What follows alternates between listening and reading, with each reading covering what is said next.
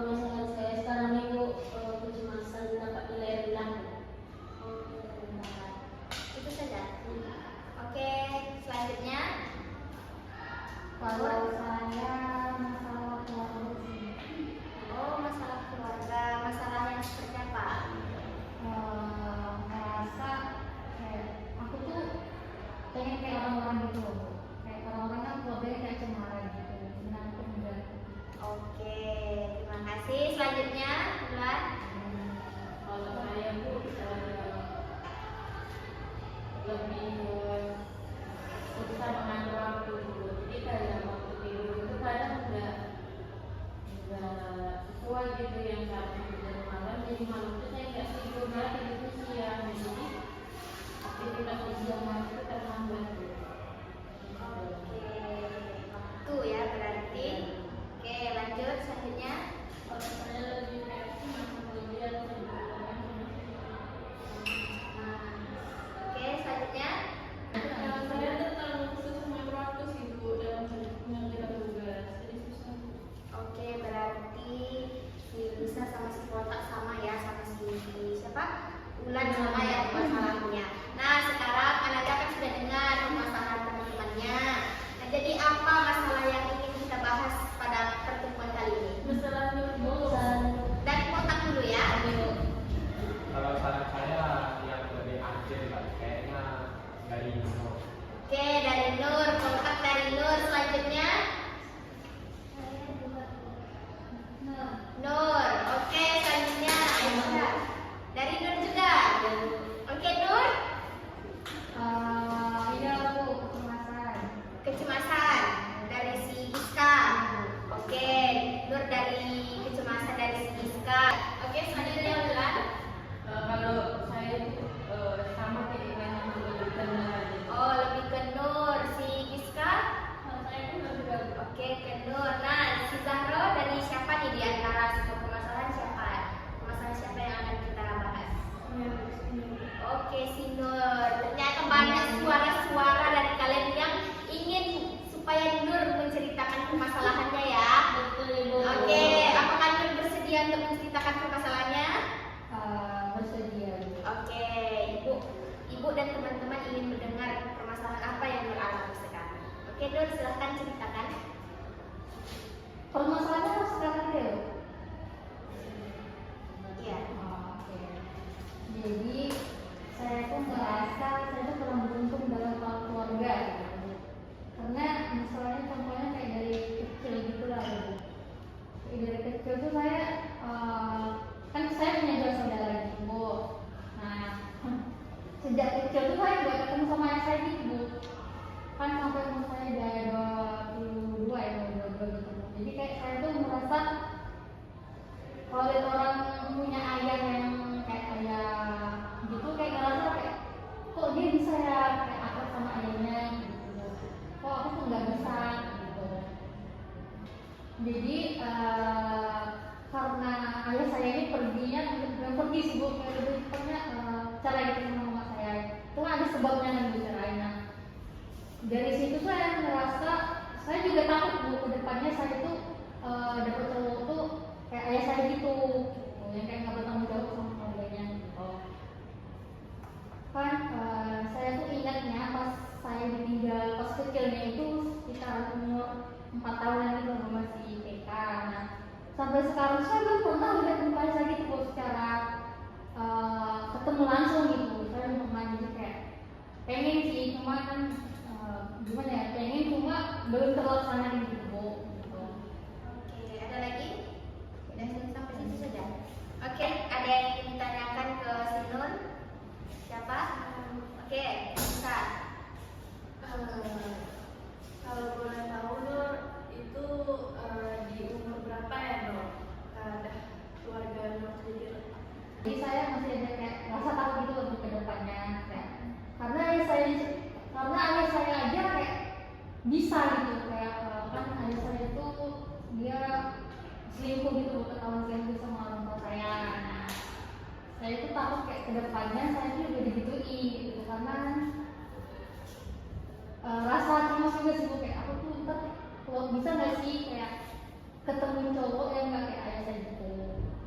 Terus saya juga ini sih nggak apa ya, maksudnya tuh mama saya tuh termasuk orang yang kuat gitu loh Bu, kayak dia nggak ngeluh kayak apapun itu dugaannya itu usaha terus. Jelas ya teman-teman? Jelas ya. Oke. Ada nggak yang mau ditanyakan ke Nur? Oke, silakan Rizka. Saya ingin nanya Nur, kamu ada nggak sih kayak benci sama anak kamu? Karena kan tahu kenapa kayak kamu selingkuh gitu kan. Perasaan benci itu ada nggak sama ini? Benci enggak sih, karena walaupun kita nggak ketemu langsung tapi dia menafkahi. Kecewa itu ada? Kecewa kalau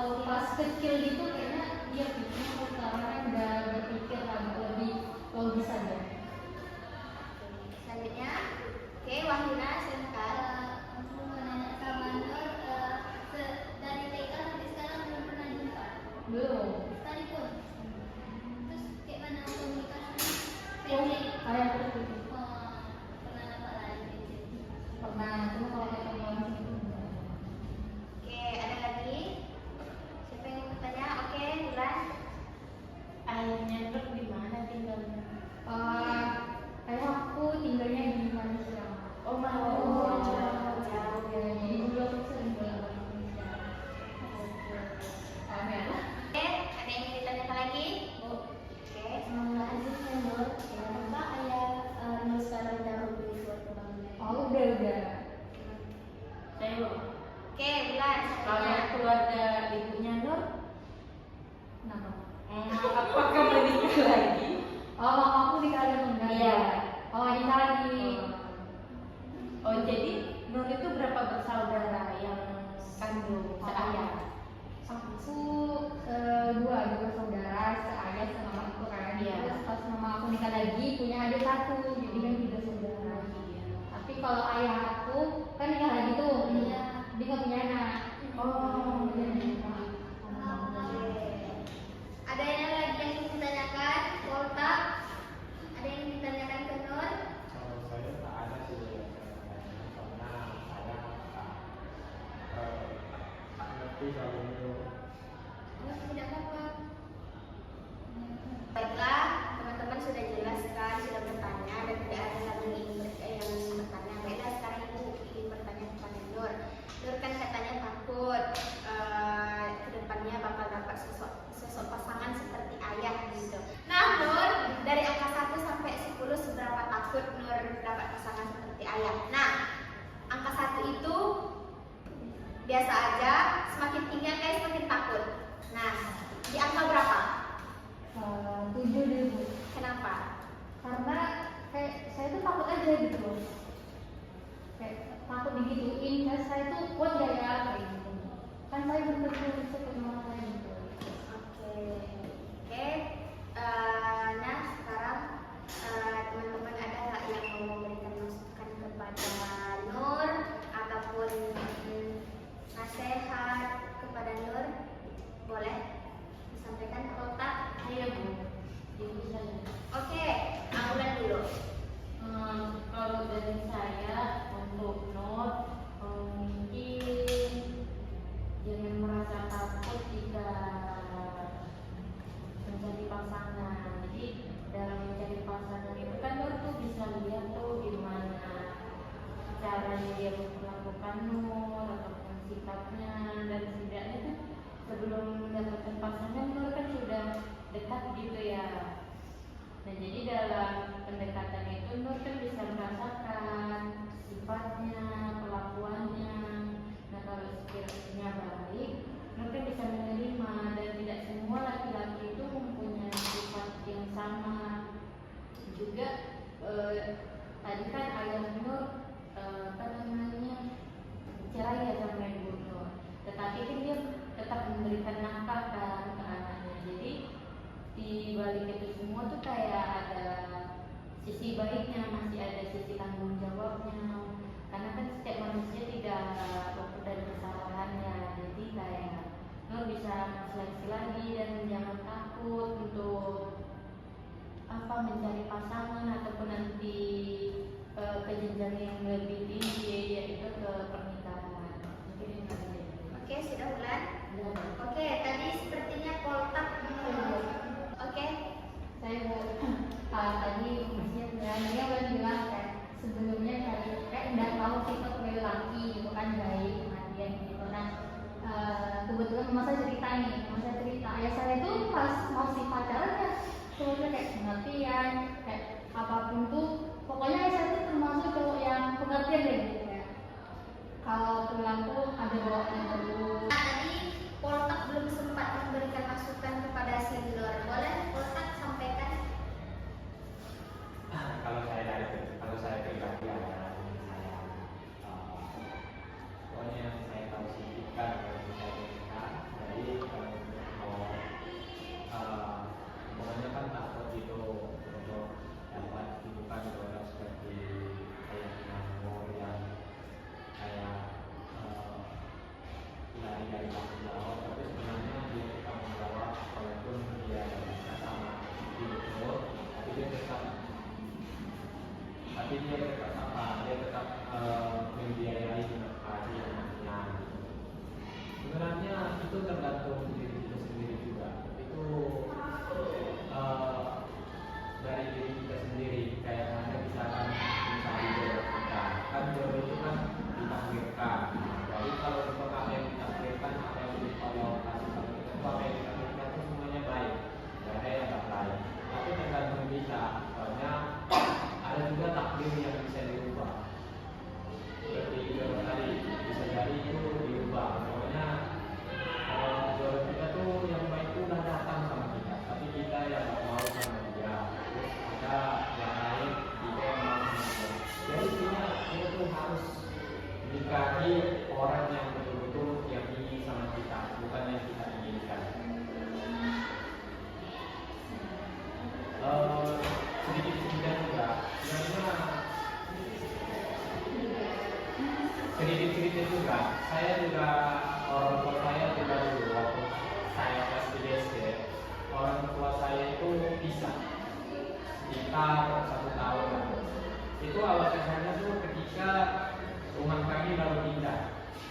kami pindah desa dari desa A ke desa B. Saya tidak sebutkan desanya ya, tapi agak jauh lah desanya.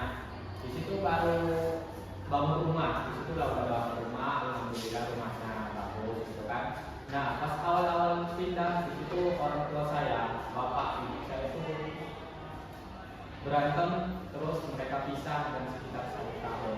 Alhamdulillah mungkin karena memang masih jodohnya gitu kan. Nah alhamdulillah masih wujud. Dan dari situ saya dapat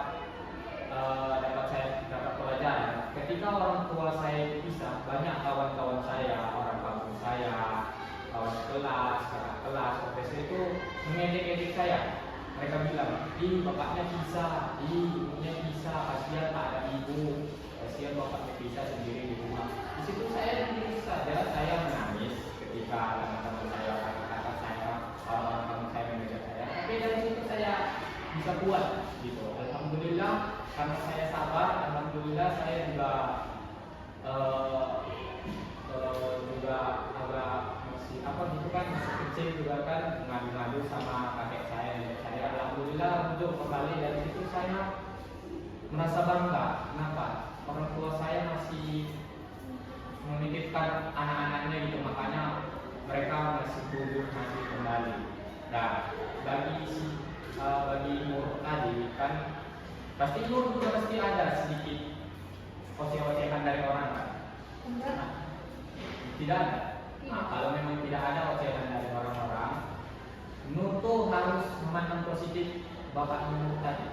Banyak biar bagaimanapun, walaupun bapak Nur udah pisah sama ibumu udah lama gitu kan, bapaknya Nur tetap bapaknya Nur. Biar bagaimanapun itu, walaupun kita bukan orang lagi mau menggunakan kita, orang tua kita menjadi apa, dia pun tetap orang tua kita. Jadi intinya saya pribadi tetaplah menghargai orang tua, biar bagaimanapun itu adalah orang tua. Dan untuk jodoh tadi, Nur tidak usah pening, tidak usah pusing, serahkan itu kepada Allah Taala, tapi jangan lupa kita juga usaha untuk terbaik untuk diri kita sendiri juga. Dan mungkin seperti itu. Sudah kontak? Sudah. Oke, ada teman yang lain? Oke, Mas Mina? Oke, Nur? Baik, tadi sih kotak atau menghargai gitu kan ya. Bener kan? Kan tadi saya udah cerita, saya tuh menghargai, cuma saya tuh pengen kayak orang-orang gitu. Oke, silakan Mas Mina. Kalau rasa pengen kayak orang-orang itu pasti ada, karena kan kita besar, apalagi Nur kan lebih kecil daripada saya, pastilah rasa ingin orang tua bersama itu pasti ada gitu. Tapi itu kan sudah jauh kan, sudah bisa dilalui gitu, kayak sudah umur berapa, 22 tahun. Ingat aja itu apa namanya, perjalanan Nur selama ini, jangan terlalu dipikirkan, karena bagaimanapun itu udah takdirnya kita, bahwa takdir kita ada di posisi ini. Jadi kita ambil hikmahnya aja, kita tanamkan pada diri kita bahwa ketika sudah dewasa nanti jangan sampai anak-anak kita merasakan seperti apa yang kita rasakan.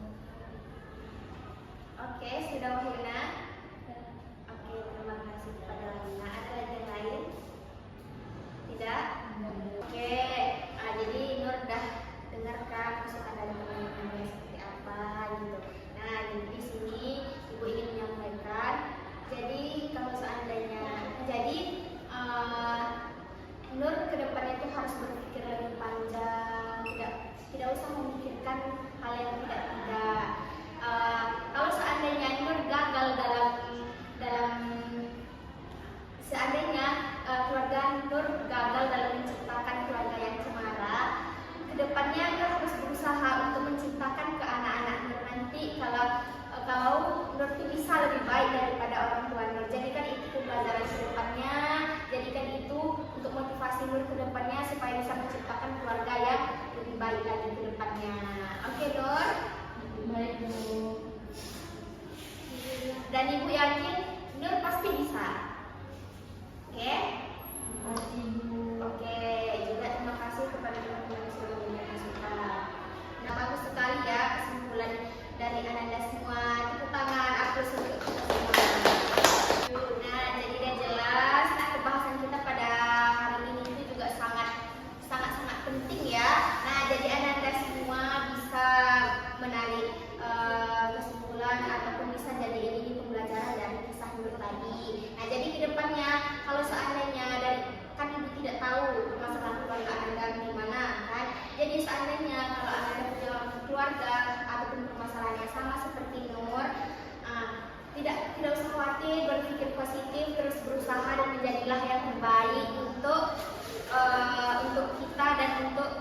menjalin kehidupan selanjutnya. Usahakan dan berusahalah kita menjadi yang terbaik dari sebelumnya.